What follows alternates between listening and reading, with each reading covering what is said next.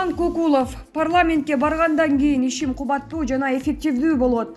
Эрулан: шайлоодогу үгүт иштеринен эмнени байкадың? Мага үгүт иштери абдан жеңил болду. Эл менен жолугушууда өз алдымча сөз алып сүйлөгөнгө деле убакыт болбоду. Кыргыз элиме аздыр көптүр белгилүү болуп калыптырмын. Көбүнчөсү мени менен сүрөткө түшкөнгө, селфи кылганга ашыгып атышты. Кылган жумушума ыраазычылыктарын айтышып, улуу муундун адамдары ак баталарын беришип, эл үчүн кызматыңды уланта бер, ойлогон оюңа, көздөгөн максатыңа жет деп аткандары көкүрөгүмдү көтөрүп, жүрөгүмдү жылытты. Депутат болууга бир кадам турат, кандай сезимдер менен жашап келесиң? Алгачкы бюллетендердин саноосу боюнча мага 20 миңден ашуун шайлоочум добуш беришкенин айтып атышат. Мунун артында чоң жоопкерчилик жатканын сезип турам. Мага аманат катары абдан көп адам ишенерин билдим. Аябай катуу толкундануу азырынча менде байкалбайт. Парламентке барганда деле буга чейин элим үчүн кылып келген кызматымды уланта берем. Мүмкүн мындан аркы ишимдин натыйжасы, жыйынтыктары буга чейинкиге караганда кубаттуу жана эффективдүү болот. Шайлоочулар эмне үчүн сага добушун беришти? Негизи бул суроонун так жообун ошо мага добуштарын берген шайлоочулардан уксак сонун болмок. Мени да кызыктырып атат, бирок угушума караганда көпчүлүк шайлоочум телефонума: "Сен кыргыз элинин патриотусуң, улут үчүн, анын таза тамактануусу боюнча аябай кан көрүп келесиң. Эл үчүн күйүп-бышып жүрөсүң. Депутат болуп келсең, ушул жаатта ишиңди улант. Биз сага үй бүлөбүз менен добушубузду беребиз" деп СМС жазып атышат. Кээ бир жолугушууда мага келишип, ага тууган жек жааттарыбыз, куда сүйөктөр бүтүндөй сени шайлайбыз дегендер болушту. Учурдан пайдаланып шайлоочуларыма, кайсы бир мүчүлүштүктөн мага добуш бере албай калган адамдарыма терең ыраазычылык билдирем. Сиздердин ишенимиңерди толук актаганга болгон күч аракетимди жумшайм. Сурат Жылкычиев, Булак, Азия Ньюс газети. Акылбек Жапаров Бириккен Араб Эмирлигине барып, заманбап шаарларды кыдырат. Жапаров Дубай шаарындагы Экспо 2020 көргөзмөсүн, Дубай Смарт Сити жана Маздar Сити шаарларын кыдырат. Министрлер кабинетинин төрагасы Акылбек Жапаров Бириккен Араб Эмирлигине жумушчу сапары менен барат. Бул тууралуу өкмөттүн маалымат кызматы билдирди. Сапардын жүрүшүндө бир катар эки тараптуу жолугушуулар болоору күтүлүүдө. Ошондой эле Жапаров Дубай шаарындагы Экспо 2020 көргөзмөсүнүн алкагында Кыргызстандын улуттук күнүнө арналган иш-чарага катышат. Аны менен катар Дубай Смарт Сити жана шаарларды туруктуу өнүктүрүү концепциясына негизделген технологиялык эко шаардын долбоору болуп саналган Абу-Даби шаарындагы Маздar Сити менен таанышат. Мындан сырткары Кыргызстан Бириккен Араб Эмирлиги 2021 туристик роуд-шоу бизнес форуму өтөт. Анын жүрүшүндө B2B форматындагы жолугушуулар жана сүйлөшүүлөр болмокчу. Булак, Спутник чекиткейи. Исхак Пирматовдун саткынчылыгы мыйзамсыз байыганы боюнча Шингилдер. Курманбек Бакиевдин режиминде Исхак Пирматов Кыргыз нефт газды жетектеп калып, эбегейсиз байыганы коомчулукка маалым. 2010 жылдан кийин кылмыш иштери козголуп камалып ГТРде Алтынбек Сулайманов, Икрам Илмиянов ортого түшүп сактап калганы айтылып келет. Андан бери 2 рет депутат болду. Атамбаевдин бийлиги учурунда Исхак Пирматов Бишкек мэри Албек Ибраимов менен коюн колтук алышып, дагы байыганы аңыз кепке айланган. Албетте, бул жагын тиешелүү күч органдары эртеби кечпи казып чыгат. 2020 жылы $1 миллион төлөп, Биримдик партиясынын тизмесине киргени ыраспы? Шамал болбосо чөптүн башы кыймылдабайт эмеспи? Октябрь төңкөрүшүнөн кийин бул эргул жашынып, каралары артынан түшүп, ара чолодо камалып чыккан шыбыш кепке айланып, акыры өткөн жазда УКМК кармаган. Бирок түрмөгө көпкө отурбай, ооруканага которулуп, ошондон ары эркиндикке чыгып кеткенин укканбыз. Тергөө менен кызматташкан имиш.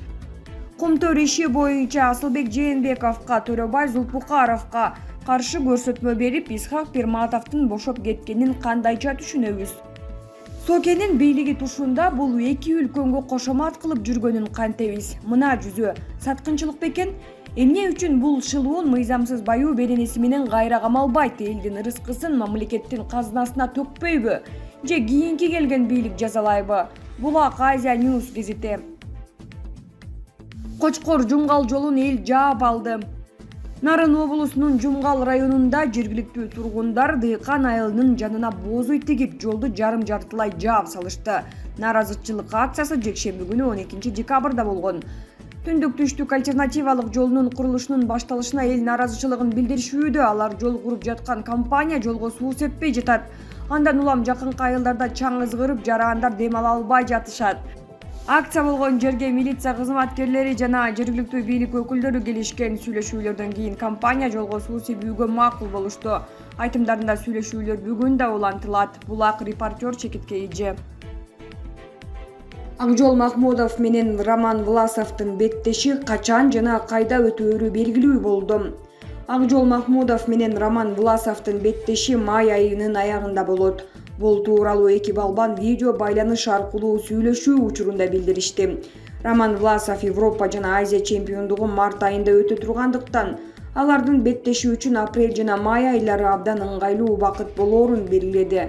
Акжол Махмудов да май айынын аягы жакшы учур болоорун кошумчалады.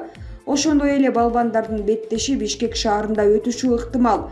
Акжол Махмудов сүйлөшүү учурунда беттештин Бишкекте өтүшүн каалап жатканын билдирди. Экөөбүздүн беттешибиз Бишкекте өтүшүн каалайт элем, себеби мен Бишкекте Азия чемпиону болгом. Сен да Бишкекте жеңилип калганың эсимде. Бишкек сен үчүн жакшы локация болбосо керек. Негедир сага бул жакта ийгилик жылмайбайт, а мага тескерисинче. Мен өзүмдү бул жакта ыңгайлуу сезем. Бирок Кыргыз өлкөсүндө сенин да көптөгөн күйөрмандарың бар. Алар мага жеңилип каласың деп күнүгө жазып жатышат, деп тамашалады кыргыз балбаны. Муну менен катар Кыргыз өлкөсүндөгү күрөш федерациясы жана бир катар машыктыруучулар менен бирге беттешти Борбор калаада өткөрүүгө аракет кылып жатышканын баса белгиледи. Урматтуу мекендештер, биз агайлар менен кеңешип бул беттешти Бишкекте өткөрүүгө аракет кылып жатабыз. Буйруса Бишкекте өтөт, деди Акжол Махмудов. Мындан тышкары алар январь айында Орусияда чогуу машыгуу өткөрүшөт. Ал эми май, апрель жана май айларында беттешке чейинки машыгуулар Кыргыз өлкөсүндө улантылаарын жарыялашты.